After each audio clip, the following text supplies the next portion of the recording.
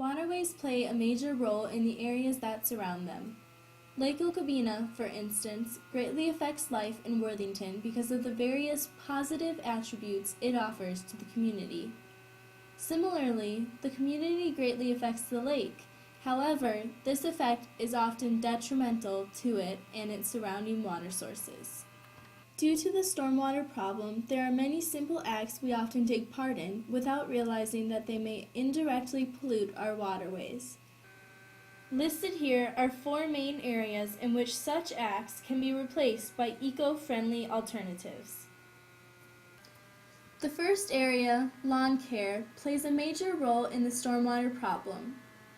Because of water runoff, organic materials such as grass clippings and leaves that are left on gutters, impervious surfaces, and downhill driveways have the potential to clog stormwater drains and increase chances of flooding. When these materials drain to bodies of water like Lake Okabena, the fertilizers, pesticides, and nutrients they contain can lead to algae buildup and poor water quality. There are a few simple steps you can take to keep your lawn and the local waterways looking great.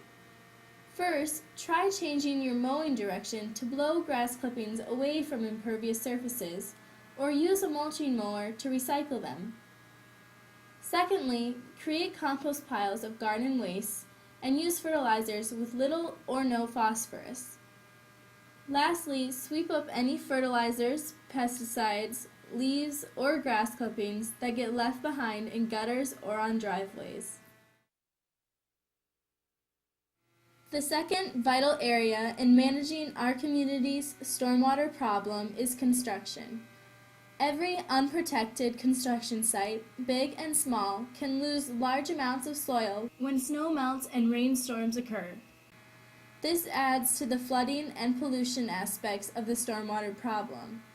In order to prevent this, construction sites can be lined with silt fences and vegetation. In addition to this, any sediment that is tracked onto impervious surfaces should be swept up. As additional protection, sandbags may be lined around close by sewer drains to form a catch basin for stray sediment from the construction site.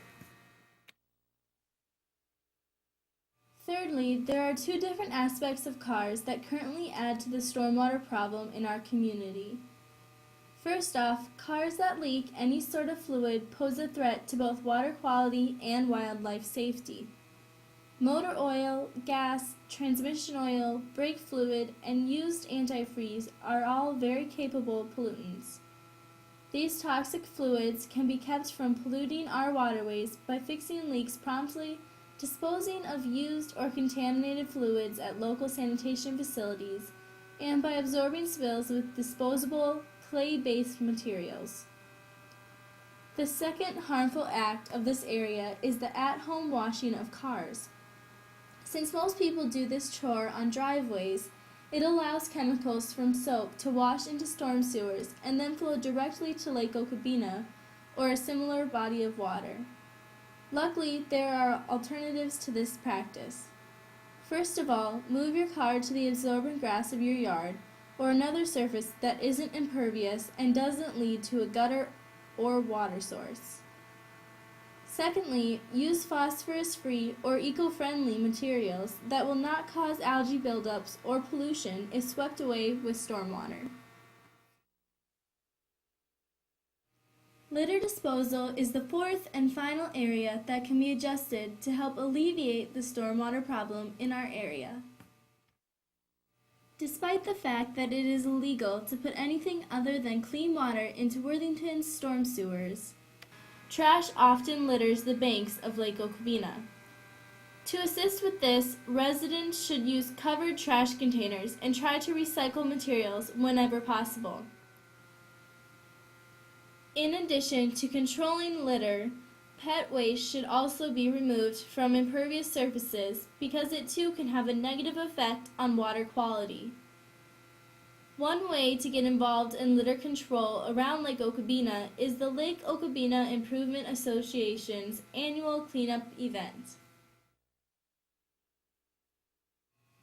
With these 4 areas in mind, we as a community can take action to prevent pollution through stormwater by keeping this simple rule of thumb in mind.